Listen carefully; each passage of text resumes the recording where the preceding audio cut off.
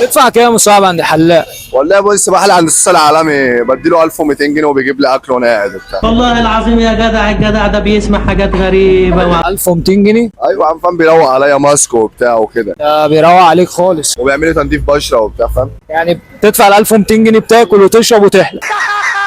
هو فاهم بيجيب لنا رغيفين عيش بلحمه واحنا قاعدين كده، والمحل بتاعه نضيف الصراحه، ولسه جايب عده جديده اهو وبتاع. عراق الكلام اسمه ده. السوق العالمي في محسن في الاوائل. وانت صاحبي تدفع كام؟ انا بدفع 700 جنيه وبعمل اكتر من اللي هو بيعمله.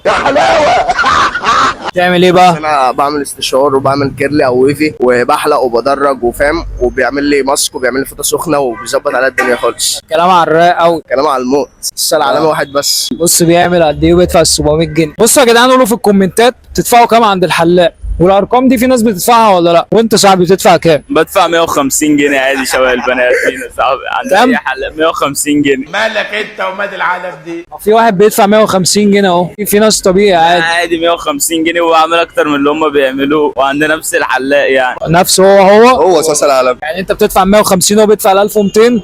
انت شكل الحلاق صاحبك. صح؟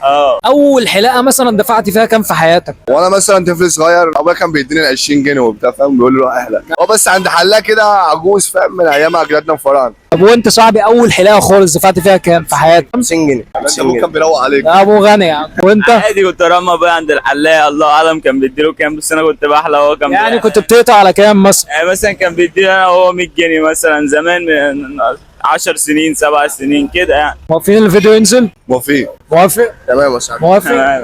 لو الفيديو نزل مش هيتمسح. لا لا لا تمام. تمام؟ تمام. انتم مسؤولين عن الفيديو يا جدعان وعن الكومنتات اللي هتتكتب. تمام؟